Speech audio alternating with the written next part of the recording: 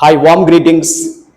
ആരോഗ്യ മേഖലയിലെ വമ്പൻ അവസരങ്ങൾ, അതായത് നീറ്റ് എൻട്രൻസ് എക്സാം എഴുതാതെ ആരോഗ്യ മേഖലയിൽ എത്തിച്ചേരാൻ പറ്റുന്ന വമ്പൻ അവസരങ്ങളെ കുറിച്ചാണ് ഇന്ന് ഞാൻ സംസാരിക്കുന്നത്. If you are interested in medicine related subjects, the pharma industry offers several roles that you can explore. അതായത് Indian brand equity foundation report അനുസരിച്ച് 2021 ഇന്ത്യൻ ഫാർമസ്യൂട്ടിക്കൽ വിപണിയുടെ മൂല്യം $42 ബില്യൺ ആയിരുന്നെങ്കിൽ അത് 2030 $130 ബില്യൺ ആയും 2047 $450 ബില്യൺ വിപണിയായും ഉയരുമെന്ന് പ്രതീക്ഷിക്കുകയാണ്. അതേപോലെ ഇന്ത്യൻ ഹെൽത്ത് കെയർ ഇൻഡസ്ട്രിയുടെ വിപണി മൂല്യം എടുത്താൽ 2022 $370 ബില്യൺ കവിഞ്ഞു. 2026 അതിൽ $650 ബില്യൺ ആയി കവിയുമെന്ന് പ്രതീക്ഷിക്കുന്നു. കൂടാതെ വേൾഡ് ജനറിക് ഡ്രഗ്സ് എക്സ്പോർട്ട് 20% ഇന്ത്യയിൽ നിന്നാണ്.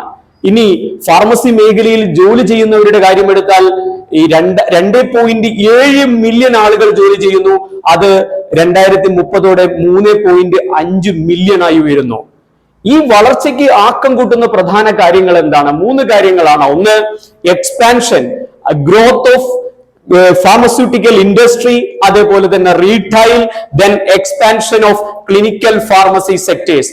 അതുകൊണ്ട് നിങ്ങൾക്ക് തിരഞ്ഞെടുക്കാവുന്ന ആരോഗ്യ മേഖലയിലെ ഒരു alternative career path, highly job security, അതേപോലെ ഹൈലി കോമ്പറ്റീറ്റീവ് സാലറി പ്രദാനം ചെയ്യുന്ന 6 കരിയർ റോളുകളെ കുറിച്ചാണ് ഇന്ന് ഞാൻ വളരെ വ്യക്തമായി യൂട്യൂബിലൂടെ പ്രതിപാദിക്കുന്നത്. ഫാർമസി ഇൻഫോർമാറ്റിക്സ് സ്പെഷ്യലിസ്റ്റുകളെ കുറിച്ചാണ് അടുത്തത് പറയുന്നത്.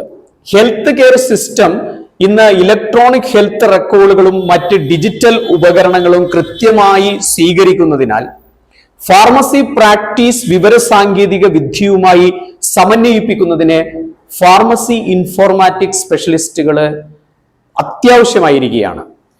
മരുന്നുമായി ബന്ധപ്പെട്ട ഡാറ്റകളെ കൃത്യമായി പഠിക്കുക, അവയെ സംഭരിക്കുക, രോഗികളുടെ പരിചരണവും അവരുടെ സുരക്ഷയും മെച്ചപ്പെടുത്താൻ ഉപയോഗിക്കുകയും ചെയ്യുന്നു എന്ന് ഫാർമസി ഇൻഫോർമാറ്റിക്സ് സ്പെഷ്യലിസ്റ്റുകൾ ഉറപ്പാക്കുകയാണ് ചെയ്യുന്നത്. Health care information and management system society HIMMS report അനുസരിച്ച് ഈ മേഖലയിൽ അടുത്ത ദശകത്തിൽ 12% തൊഴിലുകൾ പ്രതീക്ഷിക്കുന്നു. ഇതിൽ നിന്ന് നമുക്ക് മനസ്സിലാക്കുന്നതിന്റെ വലിയ ഒരു വളർച്ചയാണ്. ഇതിലേക്ക് എത്തിച്ചേരാൻ നിങ്ങൾ BPharm with additional training or certification health informatics ചെയ്താൽ മതി. ഫാർമ ഇൻഡസ്ട്രിയിലെ ക്ലിനിക്കൽ ഫാർമസിസ്റ്റുകൾ എന്ത് ചെയ്യുന്നു? അവരുടെ ജോലിയുടെ നേച്ചർ എന്താണ്? രോഗി പരിചരണം ഒപ്റ്റിമൈസ് ചെയ്യുന്നതിന് ഹോസ്പിറ്റലുകളുടെയും ക്ലിനിക്കുകളിലെയും ഹെൽത്ത് കെയർ ടീമുകളുമായി ഒരുമിച്ച് പ്രവർത്തിക്കുക, അതോടൊപ്പം തന്നെ ഡ്രഗ് തെറാപ്പിയോടുള്ള രോഗികളുടെ പ്രതികരണങ്ങൾ നിരീക്ഷിക്കുക, രോഗികൾക്കും ഹെൽത്ത് കെയർ പ്രൊവൈഡേഴ്സിനും മരുന്നുകളെ കുറിച്ചുള്ള വ്യക്തമായ വിവരങ്ങൾ നൽകുക, മരുന്നുകളുടെ ഉചിതമായ ഉപയോഗത്തിൽ ശ്രദ്ധ കേന്ദ്രീകരിക്കുക. ബ്യൂറോ ഓഫ് ലേബർ സ്റ്റാറ്റിസ്റ്റിക്സിന്റെ റിപ്പോർട്ട് അനുസരിച്ച് ക്ലിനിക്കൽ ഫാർമസിസ്റ്റിന്റെ തൊഴില് 2020 മുതൽ 2030 വരെ 6% വളർച്ചയാണ് പ്രതീക്ഷിക്കുന്നത്. അതുകൊണ്ട് തന്നെ ഈ ഡ്രഗ് തെറാപ്പിയുടെ വർദ്ധിച്ചു വരുന്ന സങ്കീർണതയും അതിൽ സ്പെഷ്യലൈസേഷന്റെ ആവശ്യകതയും ഇതിൽ നിന്ന് നമുക്ക് മനസ്സിലാക്കാൻ കഴിയുന്നു. അതുകൊണ്ട് വളരെ സാധ്യതയുള്ള ഒരു മേഖലയായി ക്ലിനിക്കൽ ഫാർമസിസ്റ്റ് ഉയരുകയാണ്. ക്ലിനിക്കൽ ഫാർമസിസ്റ്റ് ആകുന്നതിന് വേണ്ട ക്വാളിഫിക്കേഷൻസ് എന്ന് പറയുന്നത് BPharm followed by MPharm in clinical pharmacy or PharmD. Medical science liaison MSL പ്രൊഫഷണൽസുകളെ കുറിച്ചാണ് പറയുന്നത്. ഹെൽത്ത് കെയർ പ്രൊഫഷണൽസുകൾക്ക് ക്ലിനിക്കൽ ശാസ്ത്രീയ വിവരണങ്ങൾ നൽകുന്നതിന് ഫാർമസ്യൂട്ടിക്കൽ കമ്പനികൾക്കായി പ്രവർത്തിക്കുന്ന ശാസ്ത്ര വിദഗ്ധരാണ് MSL. ഇവർ കമ്പനിയും മെഡിക്കൽ സമൂഹവും തമ്മിലുള്ള വിടവ് നികത്തുകയാണ് ചെയ്യുന്നത്. ഉൽപ്പന്നങ്ങളെയും ഗവേഷണത്തെയും കുറിച്ചുള്ള വിവരങ്ങൾ കൃത്യമായി ആശയവിനിമയം നടത്തുന്നുവെന്ന് ഉറപ്പാക്കുന്ന വിദഗ്ധരാണിവർ.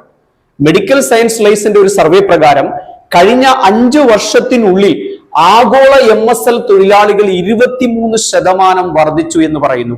ഇത് ഈ പ്രൊഫഷണൽസുകളുടെ ശക്തമായ ഡിമാൻഡിനെയാണ് സൂചിപ്പിക്കുന്നത്. ഇതിന്റെ qualification BPharm or MPharm with strong clinical knowledge and experience.